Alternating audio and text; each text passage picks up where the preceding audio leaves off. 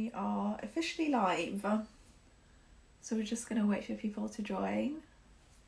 Hi guys, how's everybody doing?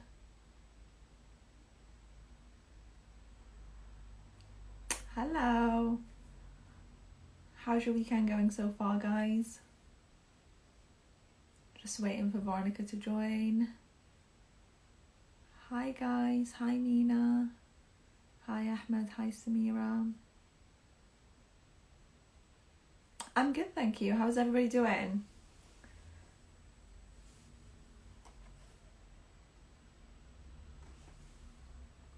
Hi Nina. How are you, love?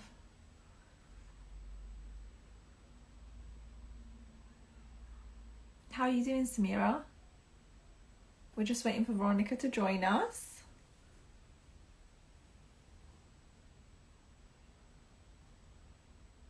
How's everybody's Saturday going so far?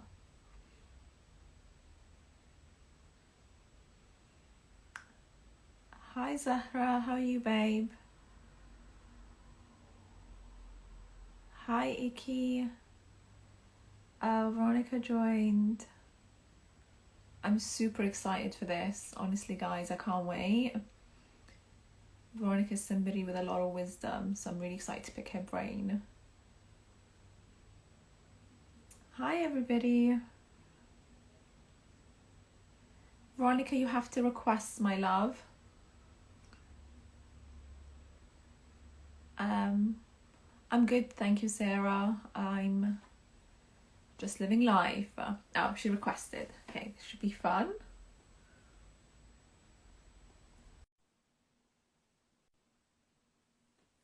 Has that done anything? Oh, it's connecting. Hi. Hi. How are you, my love? Let me step I'm back. I'm good. I'm trying to find a place where I can leave my phone without holding it. Oh, dude, honestly, invest in a ring light because it's like the best investment, especially now I'm doing all these lives. How are you, babe? I'm doing well. How are you? I'm good, thank you. I've literally seen Veronica yesterday, so I'm like, yeah, this is casual. Yeah, because you're not Okay. in the same room as me. Like, come here, babe. I know. Okay, do you know what? Honestly, I was driving home last night and I was like, I could have actually just did the live with her, like physically in the same room. But I was like, nah, that's too much effort. Like, you gotta be ready at the house. Nah, I'm like, no, I'm good, thanks. I'll do it from my bedroom. Thanks for like have a discussion about this particular topic. Oh no, thank you for giving us your time. We love it. Right, so let's get into it because you only have an hour, and I want to pick her brain as much as I can. So I've known Veronica. I don't even know how long we met when we were like 16. So Yeah. I Yeah. feel like we've known each other for like 15 years. And when I tell you in those 15 years, Veronica, like, just not like this girl's ambitious. She's going here, there, everywhere, like doing this job, doing that job. Like, she's the definition of a hustler. Like, she's constantly out and doing great things. And I'm like, hold on a minute, why haven't we done a live together? I need to get you on a live and we need to discuss what is happening here. So, yeah, no, I really, really appreciate you being part of this. Thanks. Um, but yeah, I'm gonna let you introduce yourself because I don't like introducing my guests just in case I get anything wrong. So the floor is yours. Go and introduce yourself, honey. Oh, thanks, babes. Yeah, so my name's Veronica. Some people call me V, sometimes people call me Ronnie. Ronnie was mainly just something that was made up of high school. Don't call me Ronnie if you don't know me. And I'm basically an economist working for a university that does a lot of research in development economics. So that basically just means like economics is looking at developing countries and like how they're going to grow and sort of the policies that's there. And I've been doing that for the last, I want to say 4 or 5 years, sort of kind of like growing into it. And that's on the career side. And then on the personal side, traveling, I'm also a dancer and have various other things I get involved with. Did you Yeah. always know that that's what you wanted to do? Economics? Not really, actually. Yeah, 'cause that's a very niche, like Yeah. what you do is very niche from, I don't know a lot of people that do that. Yeah, so I actually wanted to become an artist initially, and the people who know me know that. I wanted to become an illustrator. That was my thing. And then I hit a point in A level, if any of you knows A level, like the sixth or sort of sixth form standard. And then I was like, well, I'm not going to be rich with art.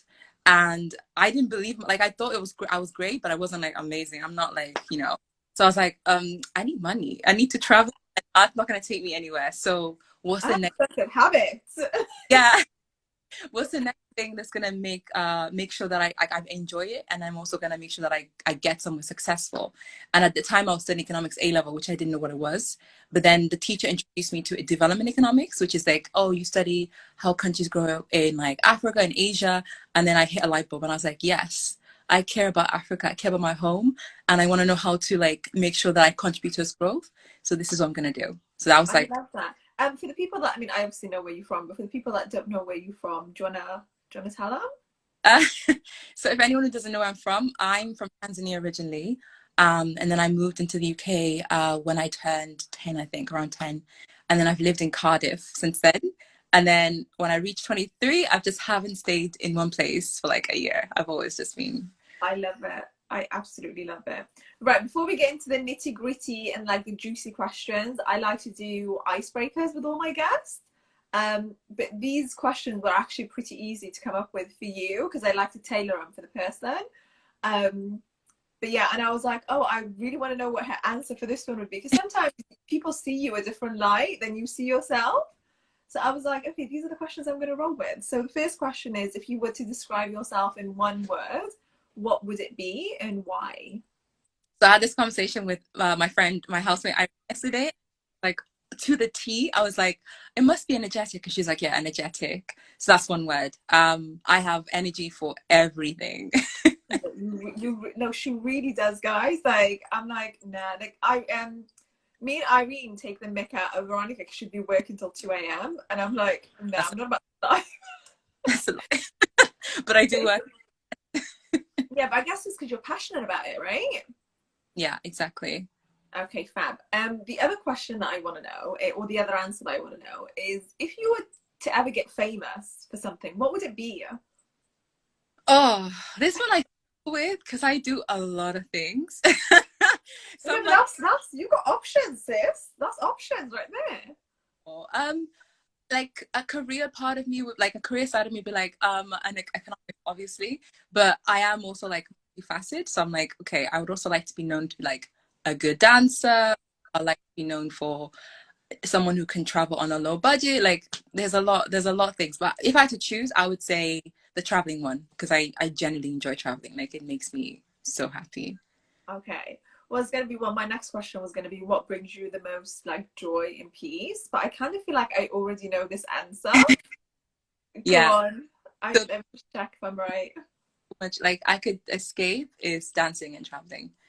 So I think I had this conversation with you yesterday where I was um, like I generally tend to have like anxiety around different things, but the two things that I feel zero anxiety about, like whenever I'm in them, is dancing and traveling. So when I'm in the plane flying, it's my most calmest of all times compared to Yeah, no, that is. I can't relate because I love traveling, but the anxiety that I get on the plane is just it's just crazy. I'm like, and then you see people that are like la la la la la, like super calm, super chilled. I'm like, oh yeah. god.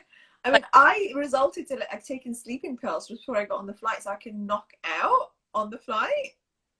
Yeah, oh. no, honestly, because I just get bad anxiety flying. It's not me. It's not the one. Okay, let's wrap it up with one more question. Um, what is your most used emoji? Definitely the smiley crying face again. Shout out to Irene. I was thinking about this, but she's like, this is so obvious. I use that one to everything. Really, like sad moments, happy moments. Like when I'm like screaming and crying, like laughing, I'll use it. When I'm like what do you call it? When you're like, oh my god, this is so cringy, I'll use the same smiley. Like excited, I'll use the same smiley. Is that one with the crying face? That one is like At least you're consistent. Oh, thank you so much for answering those questions. I love this part of every single life. I feel like the icebreakers. I get to learn something new, but also I just love the giggles and the laughs. It's just good vibes, right? Vibes. Right, let's get right into it then. You're a successful woman within your field and you've done quite a lot. How would you say your journey has been? Like, if you can give us a quick overview to how what you went through to get to the position that you're currently doing. Yeah. The one word I'll describe like a journey so far would be I would say staggered, like in terms of like staircase. So I didn't really go through like the normal route of what a typical person would do, like in my position if they knew they wanted to be in development economics.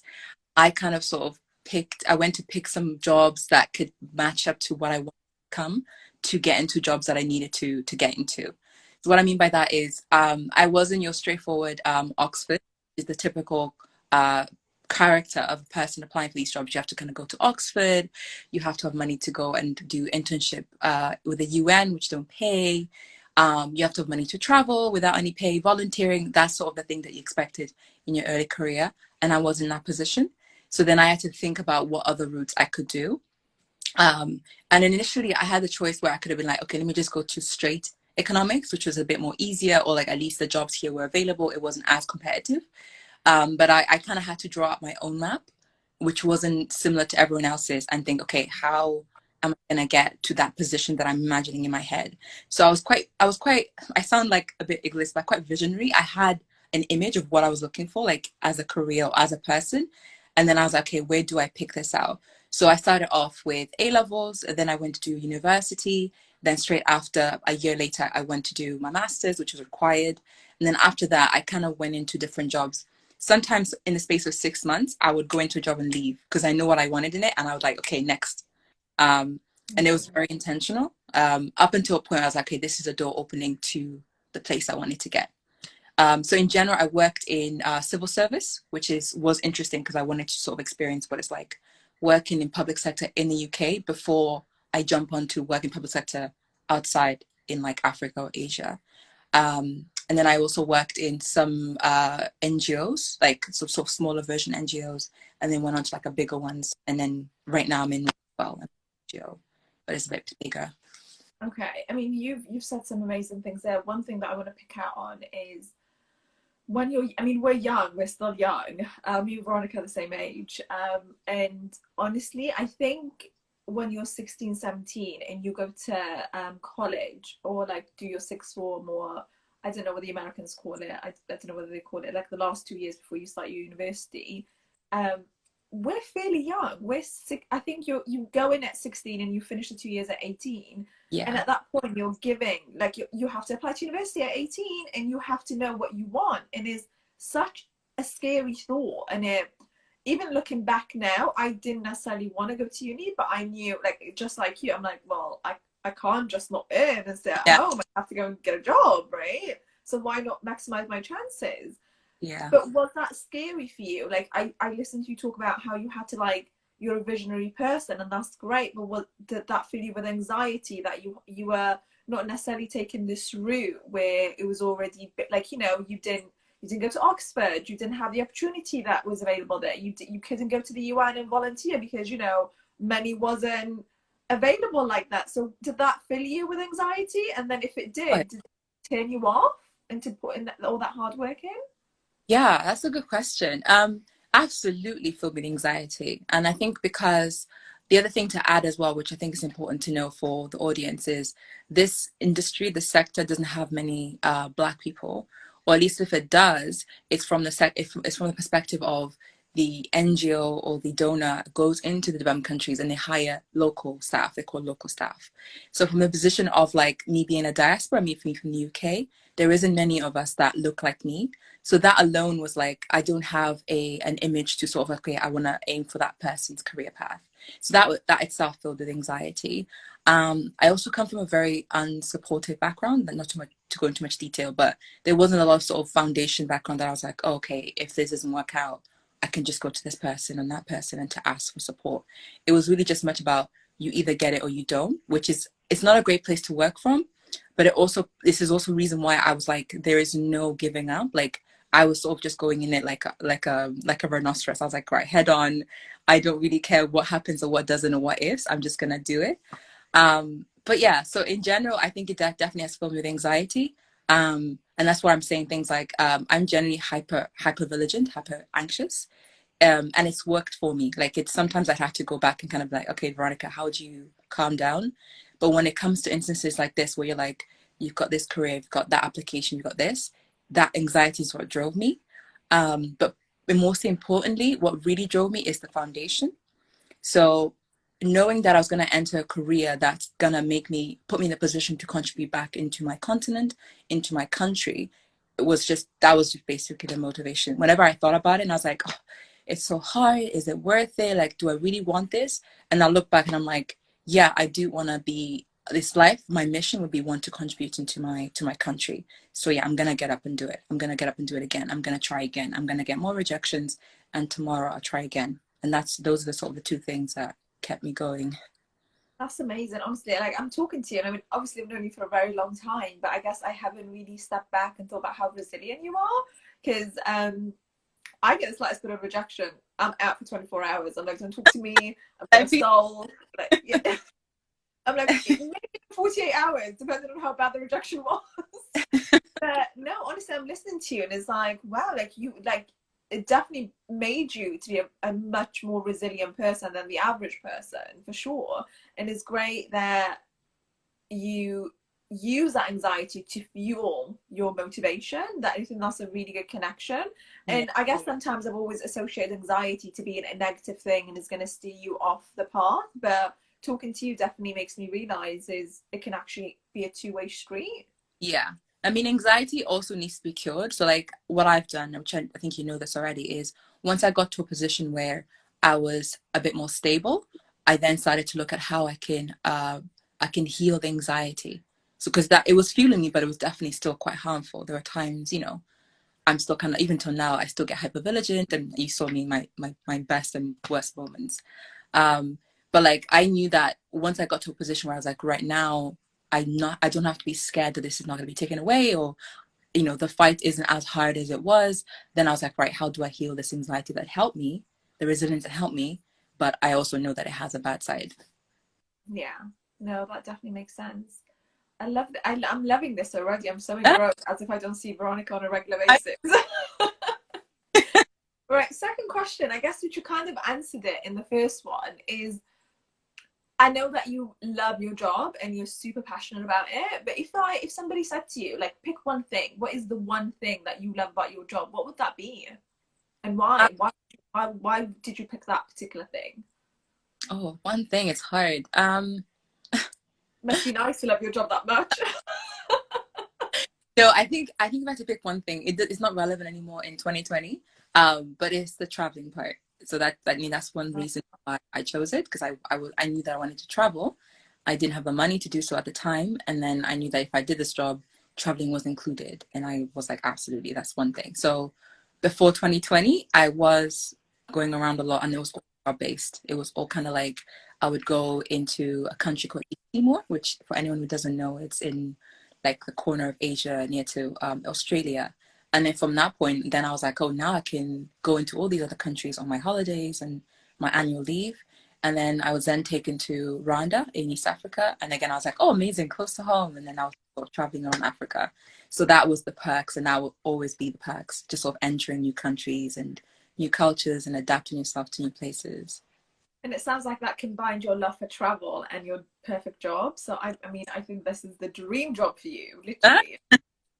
Yeah, absolutely. Like the combination, I was like, yeah, no, I'm not going anywhere. This job is like, I'm going to stay here. Oh, good, good. I'm so happy for you. So which leads me quite nicely to my next question then. So I don't want people to think, once you find a job that you love, is not going to come without its challenges, regardless if you love it or not, right? So I wanted to touch up about those challenges. I want to talk about those challenges because I'm very much aware that we've touched up it very early on in the conversation that you didn't have somebody that looked like you in these organizations. That's number one. And then in terms of like traveling, did it have like, in traveling in different countries, did it have an element of loneliness? What would you say were the biggest struggles or the biggest challenges in your career? Um, yeah, so I think there's quite a few. I'm trying to see if I can just summarize it. We have time. Yeah, one of them. Go ahead. We have time. No. Um, the first one is definitely the fact that you just don't have anyone looking like you, and it has kind of like two ways that you impacts you.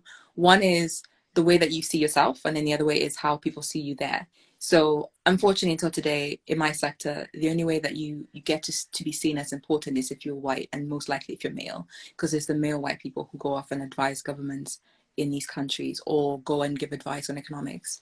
So then when I entered the room, particularly like in Asia, where there's like zero black people, they were just like, okay, so you're an advisor like the same as the other person who came the other month or the other year, like you're the same group. And I'm like, yeah, we're from the same organization. And you could tell it took a while. They were like, we have to configure what this means for us. And then within that as well, you could just tell that adaptation of like trying to understand me and know how I act compared to what they used to took a while. And then I think once they realized, oh, okay, they're the same people. It's just we've never been exposed to a black person, or these are the stereotypes we know about black people. So, it just doesn't fit her role, what she's doing here. So I had to be patient. There was a lot of times I'll watch them say things or do things. I'm just like, they're totally like playing the stereotype and they're totally like judging me right now. But I'm just gonna pretend I didn't see that and continue being professional and continue giving like my knowledge. And then obviously it took like maybe 3 months until they were like, all right, okay, like we really like her, or like we take her seriously. So I had a feeling that was gonna be a challenge anyway. I was kind of like, when they told me I was gonna go to Asia, the first thing I thought was, they've never seen a black person, so what the fuck is gonna happen? Excuse my language. Yeah, and then so it's just sort of like being the first in things is always challenging. It's always a bit like, you have to control yourself. You have to hold yourself like, right, this is like, I'm putting a platform for anyone else who's coming after me, that this is going to be like, it's going to be like they get used to this. And then the other thing as well is building self-esteem, confidence, and then the imposter syndrome. So even though I was already in these positions, like when I entered the Department of International Department for Development, International Development, which is now changed into something else, Foreign Common Office and Development Office or something like that. When I entered that government department, again, there was no one else. My team was full of white men.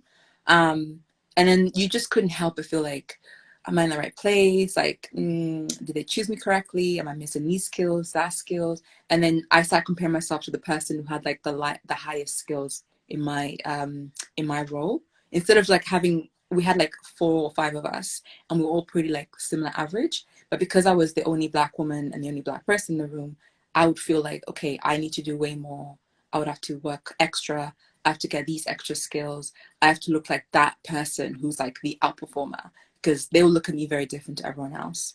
So that imposter syndrome can drive you nuts, and that can also just, yeah, you kind of need to spend a lot of time with yourself and just sort of be like, right, guy, as long as you're delivering and you're doing these things that you said you're gonna do, you need to be patient with yourself.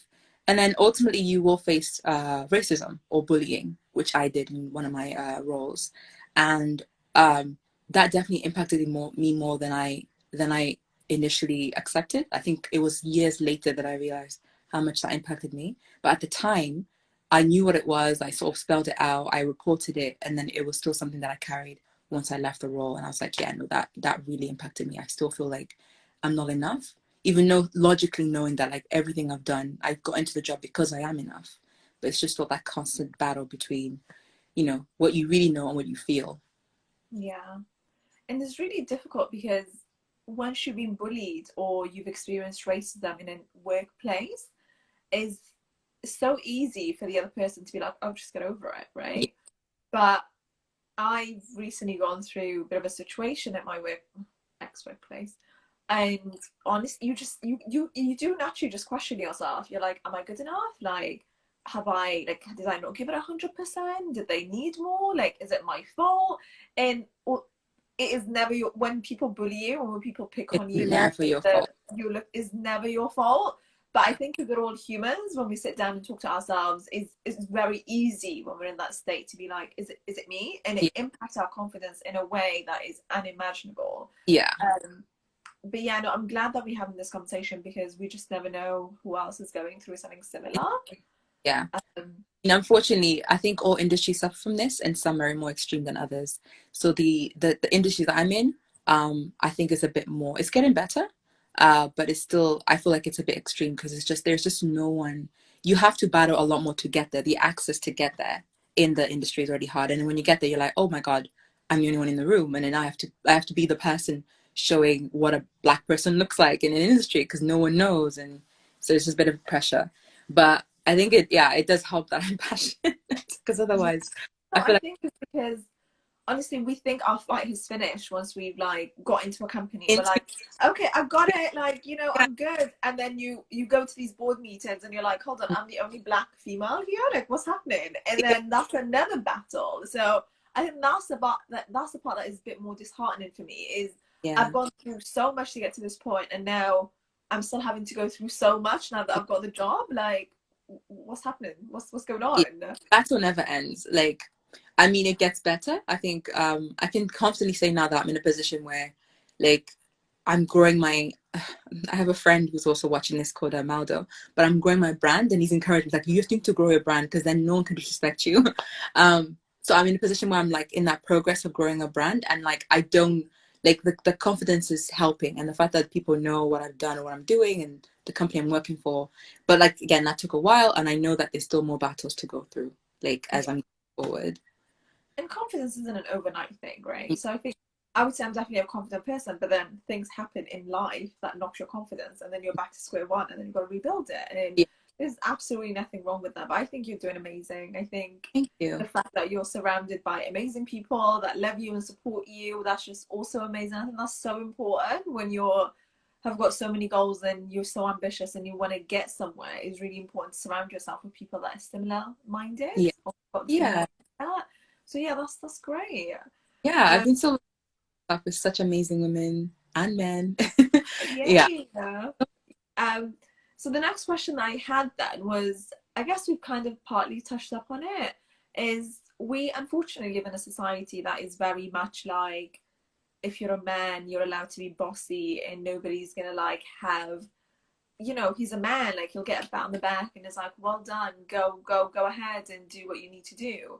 But I feel like if a female does something similar, it's very much like you're bossy or oh like why is she being such a b for and people struggle. And I'll give you an example. I ended up interviewing for a company. This is like 3-4 years ago. This is a while back, and at the time I was newly qualified and I was offered a role, and the guy that offered me the role, who was the FD, um, took me out for coffee. We met outside for a coffee, and he said, "Listen, I just want to be very clear. I want to be very transparent. The people that you're going to be managing, because it was a managing role, so the people that I was managing, he was like, they old, they white, and you're going to get a lot of resistance."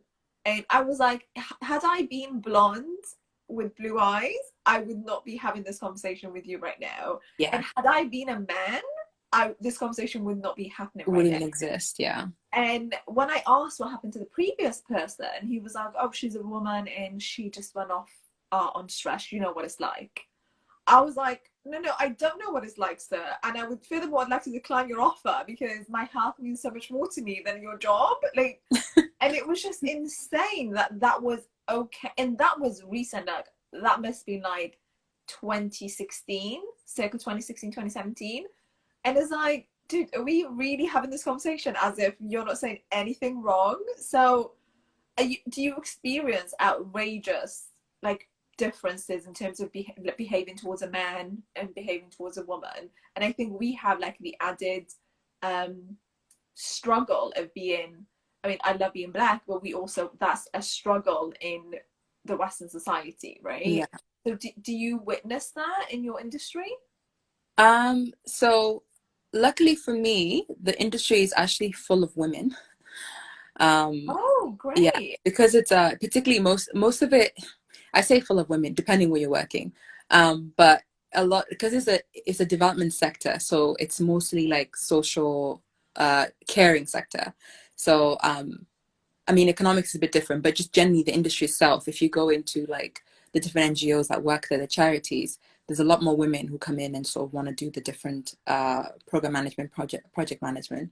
So I met a lot more women than men in all of my career. There's always been more women. Um, I've also never been exposed to a leadership role. Like I've done leadership positions, like I've done leadership activities, but I've never been asked or never really went for a management role before. I am looking to do so. So I never really got in a position where someone's like, oh, because you're a woman and you're going to lead, you need to be, or we're thinking you're going to be this type. But I mean, it's a different angle, but I've had people kind of question me for just sort of deciding to do things like this. Like, oh, you're going to go abroad and do these, incredible projects and you're going to just sort of be freely moving around. That's not really a woman thing to do. Or like, it's mostly men that kind of have to move around like that. And then to add to that, if you're in a relationship, they're like, are you just going to like, as a woman, are you just going to go and leave everything behind? So like the fact that you're a woman and choosing to do the things you're doing that are like huge, moving around, like working and stuff, they're like, that's just not, it's like, is that normal? Don't you want to like be settled and be timid and come back and just be normal? Like, why are you trying to be so ambitious? And I've always kind of like it kind of grinds me like at my core. I'm just like, what do you mean? There's men everywhere doing that in my industry. Why are you questioning me instead?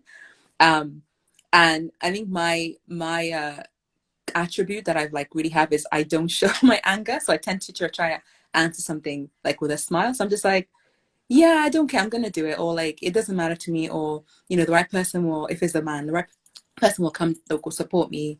Or like, I think it needs a change. Like I've always said, like, I personally think you need to change the fact that there's not, even though there's full of women, you just would discourage women to try and go off and do that big project or go off and do really incredible projects just because they have other commitments or they need to stay near their family or whatever it is. Um, so that's the angle I face it, but I've never really been in exposed in a situation where they're like, oh, don't be bossy. Um, I just, yeah. Yeah, I just find that thing really, like, just really funny It that we've got all frustrates these me. expectations of, Yeah, it I really mean, frustrates. can I just live? Like, that's all I want to Uh, do. I can just you want to live. stop making assumptions? Can you just stop asking these things? Yeah, honestly, and the more I think about that, like, the leadership roles I really like struggled with at the beginning, but I think now I've just like, you have to be stern. Like, there is no You, other way around it. But uh, unfortunately, if you are stern and you're a woman, yeah, you are labeled all sort of things. yeah. And I mean, I remember being in roles where people are like, I'm not taking direction from you. I don't want, like, yeah, no, it's just not going to happen. And you have to sit there and bring, your manager, who's a white man, to come in and like diffuse the situation. And it's like, hold Horrible. on a minute, what is happening here? I mean, and it just baffles me that this still happens. Yeah. I mean, Yeah, it's kind of funny. So I like when I was working in Rwanda, for example, Rwanda has way more women than men because of what happened in their country. So because of the war and the genocide, I think the ratio between men and women are like 1 to 3 or 1 to 4, quite a large one. So Rwanda has a lot of positions where women are leaders, women are the ministers. So like I like where I'm from, Tanzania, it's the other way around. So I got to there and I was like, every minister I met was a woman, every other secretary, like director, this was a woman. And then I remember observing how the men would react to the fact that this woman's coming in and be like, do this, do that, do this. And I think there was still like in like some men, not all of them, there was still a bit of a, oh, like I really don't want to take direction to this woman. But because it's just so many and they're really taking the role, they're really leading in Rwanda. It became the norm. So I was quite surprised. I was really excited about the whole thing. Like I think the country has like the highest number of parliament in like women in parliament in the world. So for me that was great. Um, that's amazing. it's true to anything else I've experienced. Usually, yeah, you would see like men leading, and some men were quite toxic, and yeah. Oh, I love that. What would you say the best decision that you've made for your career? What's I one thing that you've done that you're like, if I uh, hadn't done that, I wouldn't be here today? I love this question. There's so many moments, but I think the moment that I made the best decision of my career was not choosing to give up on that one application that I kept applying for like 3 years.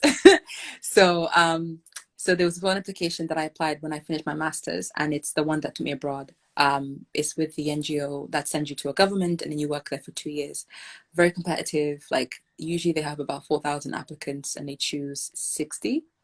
So the difference is huge. So I applied once. I kind of knowing with my sort of with my subconscious self, like being insecure. I was like, "Oh, I'm not gonna get it," but I'm applying anyway. I applied, didn't get it first time, and then I went off and got a job in civil service. Applied again because I was like, it just fits with what I want to do, so I'm gonna do it again. Didn't get it, and then I think at this point, I was already in a relationship with somebody, and I'd already said that my intention was to keep going for this job. Didn't get it, and then the way God works, the way timing in The life, God that we serve is a the great way God. Let me just say works. that. I was still like, okay, you know what? I tried twice. I got a fat ass no. It was a no. You're not fitting here. You're not one of us. And I was like, okay, so I'm just gonna continue and just do other things. Grow, whatever. Being in Cardiff, and I think I was in Glasgow at that point. And then it's a third time. It was an instinct that I had. Like I remember just feeling like I am happy where I am. I am happy with my job. I am happy with my life. But no, this is what I really wanted to do. And I think at that point, I was 27. I'm in a serious relationship, was in a serious relationship, and then, but I still want to do this. I feel like if I don't get this like now, I'm gonna let it pass by, and I'll just keep talking about how I wish I did this like for years and years to come. So then I did it again. I was like, I'm gonna apply. I'm just gonna keep applying like a crazy person. And then the third time I got it, and then that wasn't the end. I then had to fight with my then boyfriend, like fight him. Like I felt like I physically fought him, where I was like, I am going. And No, yeah, he was honestly, like, good riddance. no, you're not. What's Yeah, that? we're not putting our dreams and goals on hold. Yeah, because my head was like, there's just that I didn't fight this much to just it made no sense to me, and then I decided to go, and up until that point, my career just like kind of I would say excelled. Like it was really the best decision I made. I mean, if he was your husband, then I can understand you being like, okay, let's have a conversation about this. But when you're my boyfriend, I feel like if it was my husband, I still would do it because it's just one of those, one of those things you have instincts about. You're like, but I no, also feel like you picked the right person to be your husband. I feel like your yeah, husband would be somebody that is like, yes, Veronica, let's pack, let's go, like, Not somebody that is like, oh, hold on a minute, what? Wait, uh, what? Like, yeah, no, yeah. yeah, you have better judgment than that. Yeah, so it was this one role that I knew that was gonna basically transform what I envisioned to work in, and I just kept going for it. And I had so many declines, and I was like, no, I was not accepting it, and that was a good decision to do. That is amazing. And that you've applied over a period of 3 years? Like, Yeah, so yeah. 2014, 15, and then 2016 is when they came back and was like, okay, we'll take you. And they even said they were like, didn't you apply last year? And I was like, wow, you remember my name? Did they really? Yeah, they actually said, they're like, Veronica, you applied last year, right? And the year before. And I was like, yep, that's me. They're like, what? Talk about determination. And I'm like, yeah, that's me. Oh, that's amazing. They picked up on that. Wow. It Honestly, was because actually, at that point, like, I think sometimes people give up and yeah, you'll be so close and people get like the failure just impacts them so much yeah, and they're like, I'm gonna step away. And I talked about this before in previous videos. I don't think failure is a bad thing. I think at all. failure builds character, Yeah. and I also think that it encourage like you learn so much from failure. I was Then, like, okay, I didn't get in this time. Where did I go wrong? Let yeah, me go figure it out, yeah, and it builds who we are today. So I never look at an opportunity and be like, oh, I failed this. I'm like, what could this teach me? But yeah, it takes a while to get to that mindset. So I it, understand when people are like, oh yeah, no, being crazy, like who welcomes failure? I'm like, well, yeah. I mean, I you think it's know, just a cycle. Well, like we are taught to like to kind of like feel like we need to win constantly, and winning means we get accepted and we get the stuff we want, and we get all these things.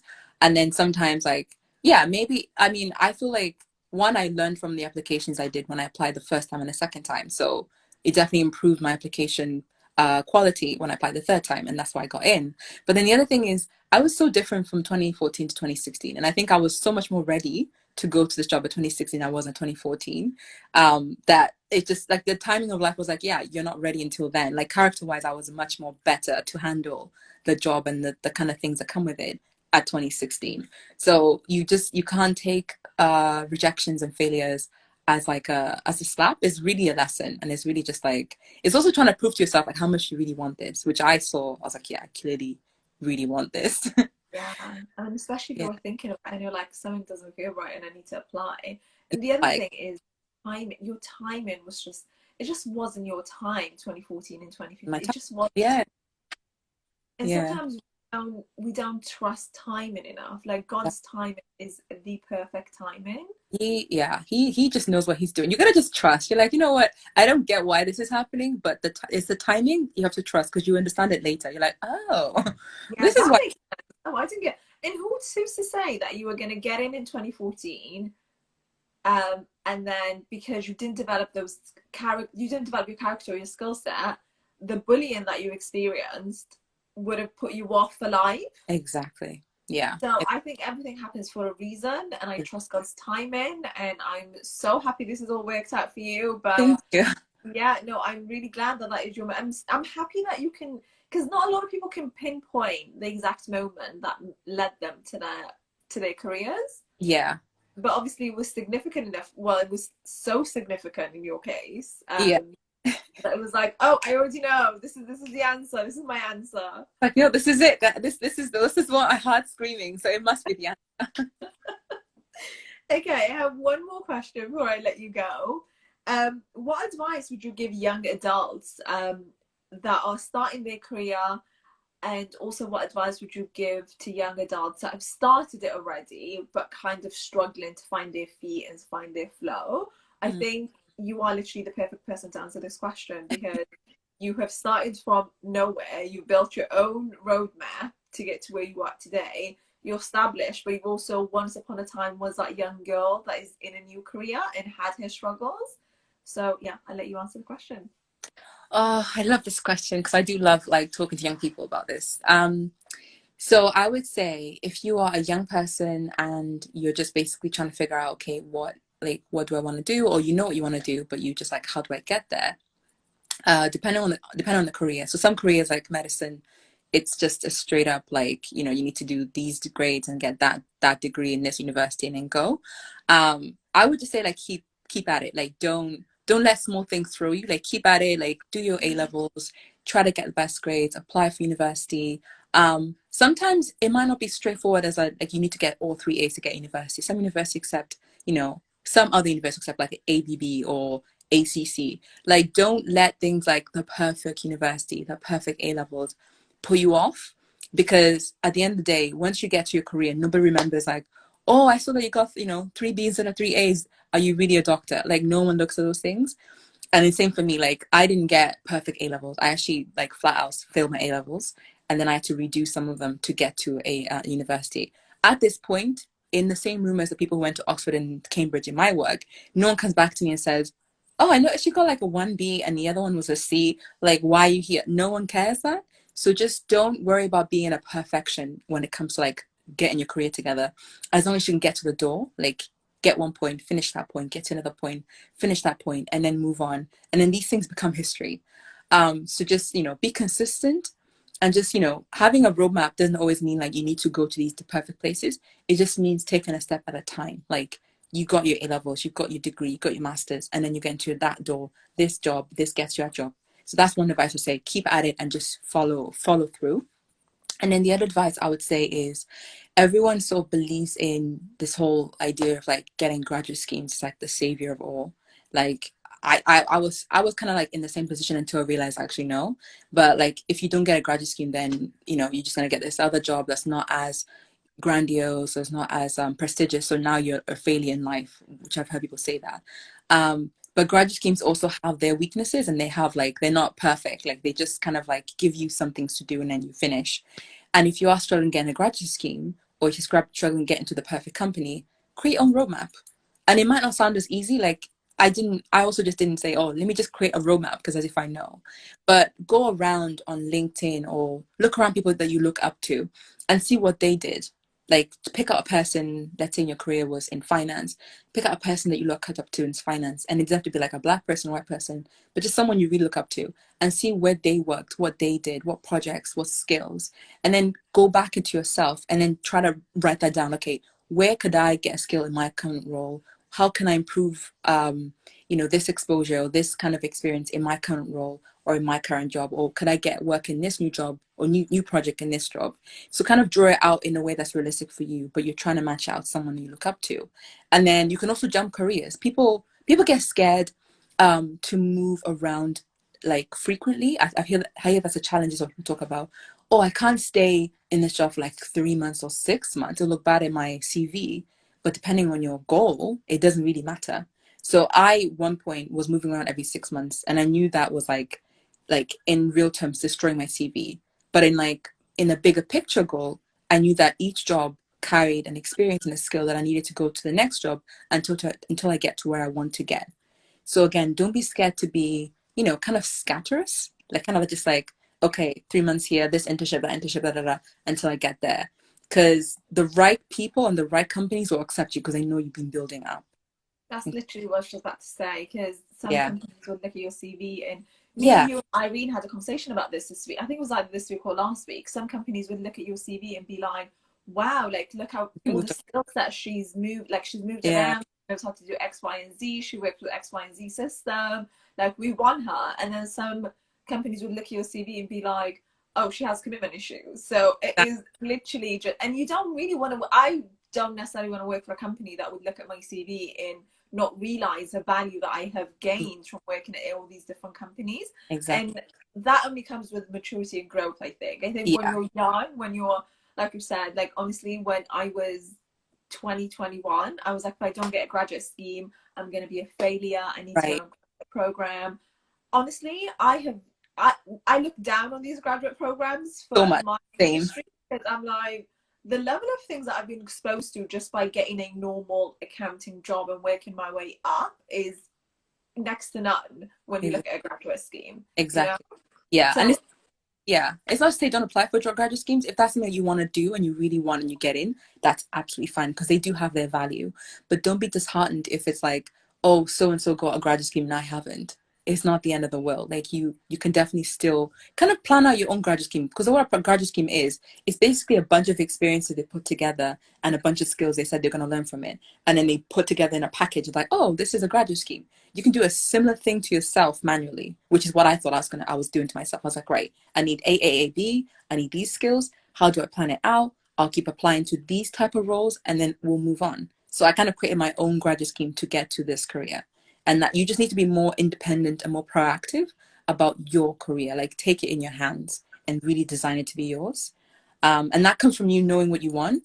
And of course that doesn't always like come straight when you're 18, but the, I know everyone always has this something like in them that they know, okay, this is what I like to do. This is my skill, so I'm good at. And just try it out. And if it doesn't work, you can always change it. It's not necessarily like you get to 25 and you're like, oh, I really hate this. It's not the end. You can also change that. But just take a bit more of a proactive role in your career. yeah, I love that. The one thing I would add to that is go ahead and create that roadmap, but please don't live by the roadmap. Like I Yeah, said that I'm going to do X and then Y and then no, yeah, do it. But then sometimes you have to understand that you might have to do A, skip B, and do C, and then come back to B.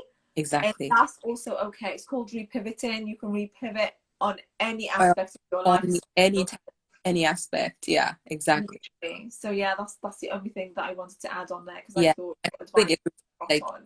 yeah, don't be stiff. I mean, obviously have a plan, but the point of plans is not for them to follow through like to the T. It's for you to know where you're going, and then if you need to change it, you can change it.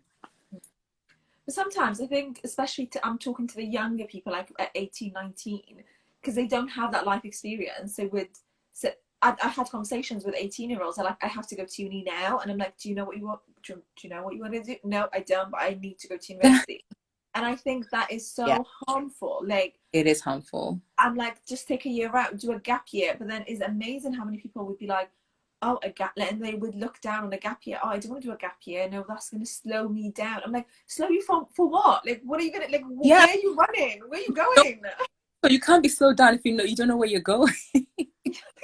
Honestly, and that's one of my frustrations, Yeah. and that is exactly what I put right within together, because I felt like when I was in uni or when I was in college and I was leaving to go to university, I was just clueless, you know. I just like I need to go to uni. Exactly. Um, I just need to get a degree. I just need to get a job. There was literally next to none research done to my degree to get into it. Yeah. I was just, you know, God was taking the wheel on that. Like literally, I was just like, it is what it is. I mean, we'll just roll with this, you know.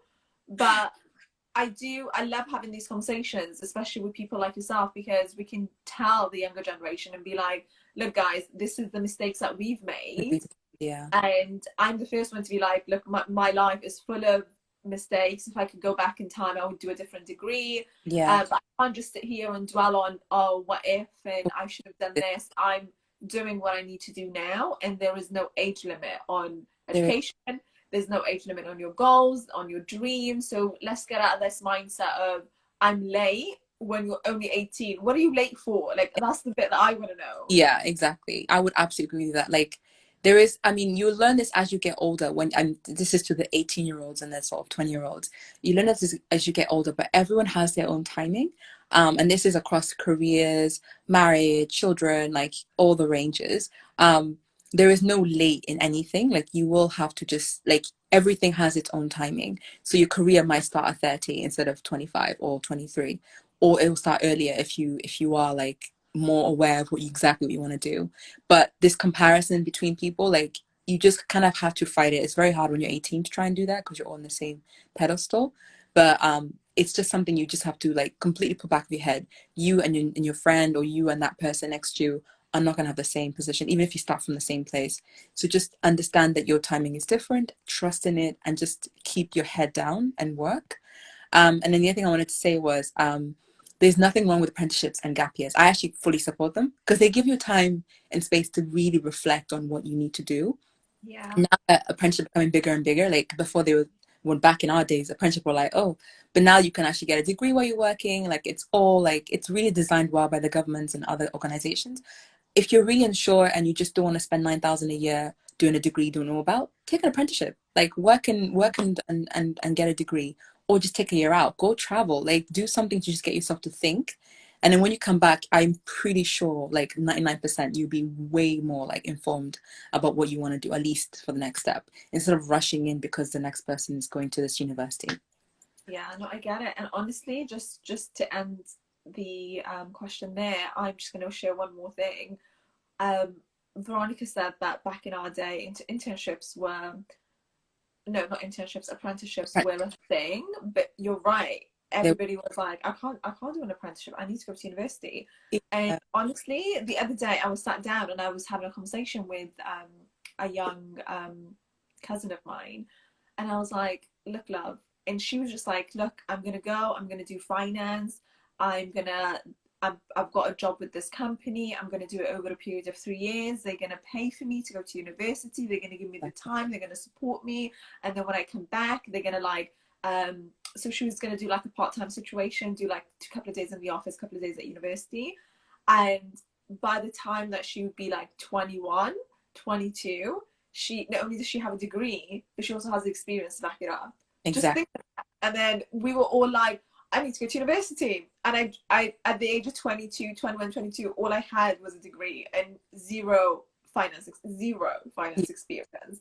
So but I think it's a lot harder when you are 18 and all your friends are going to university and you don't want to be like the odd one out. But I think this generation, I'll give them props. I don't think they the same as us. No.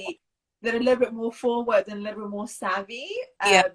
So hopefully that is going to sink in with somebody today. You Yeah. don't have to go to university You to don't. get to your perfect Yeah. role. It's just university just happens to be one of the routes to get to your goals. But trust me, there's so many other rules Yeah. and routes to go that way. But Absolutely. Yeah. Back in the day. Yeah. I remember that. Apprenticeship, you're just like, no, I'm going to go uni. But yeah, but yeah, they've also gosh, got more prestigious now. I feel the apprenticeship. They've changed the branding about apprenticeships now compared to what we used to see before. Yeah, I mean, I know people that like similar ages to us that went to uni. Sorry, not went to uni, went to get an apprenticeship, and in the 3 years I've studied, they managed to do like they became chartered. So I went to university, did my degree, and then I did my chartership after. Which, if you really think about it, that's like 6 years of studying. It is, yeah. It really And I'm is. like, why did I do that? Like, it just like what's like? Do I enjoy suffering? Like, Yeah. why Six, suffering? that's a whole doctor's degree. Like, why did you do that? Oh, I have no idea. I Yeah. thoroughly enjoyed this conversation, babe, and I thought you shared some amazing gems. Before I let you go, because I'm conscious of the time, I'm gonna ask you to leave us with one message. What would that be? Ooh. Um, God, I love these like leave us one message. What's one thing? Because it puts me in the pressure to like summarize, prioritize. Um, so if I have to leave one message to everyone is, I mean, from my own like philosophy, it comes from the whole fact that I'm like energetic. I honestly like life is a struggle. Like I'm not gonna try and be like, oh, life has his challenges. Everyone has like their stories, but I just come like I look at life as just an exciting opportunity to like do so much. And then I do wake up every day with like a hint of excitement. I might like have a bad day or like I'm, sometimes I'm depressed, but there is a sense I'm like, I've been given this blessing to live life. So I'm just gonna go and literally like grab it. And that's where my energy comes from. Just like, right, today I'm gonna do this work, today I'm gonna go dancing, tomorrow I'm gonna travel, because it's just such a great thing that I'm alive. And it's a great thing that like I'm in this position where I can do so much, the access to things I have, then that's all. Just like appreciate life and really just grab life, like everything that gives to you. Oh, I love. That's one thing I would say. Oh, you're such a babe. Thank you so That's much. where my energy comes from. I just want to say thank you so much for everybody Thank you, that honey. us, and thank you so much for being part of today's conversation. I'm just reading some of the comments. Such a great conversation. Thank you so much, ladies. Some amazing, relevant points. Irene said, keep your goals, but change the plan if necessary. Just really positive feedback. We're just being spammed with love hearts. And totally agree. On top of all the factors we have to deal with, I think that was referring to the being a woman of color in most careers is an added obstacle. So true, that we cannot afford to forget. We literally No. have to stay switched on all the time. It's exhausting. Yeah, I'm but just take really your time. happy. I'm Yeah, just really happy that this live really just touched up on so many things, it and did. I can't Yeah. thank you enough for being part of it. So thank you so much. Oh, thank you for the questions and thank you for inviting me. Of course, anytime. I love your gems. Oh, all right, love. I'll speak to you later. I'm gonna put this Bye. IGTV on or this Instagram live on my IGTV. So if you guys missed it, if you want to catch up, if you want to have a watch with a cup of tea and then get back to us with feedback, we're more than open to that. So thank you so much, everybody. Thanks, Ibti. Thanks, everyone. Bye, darlings. Bye bye.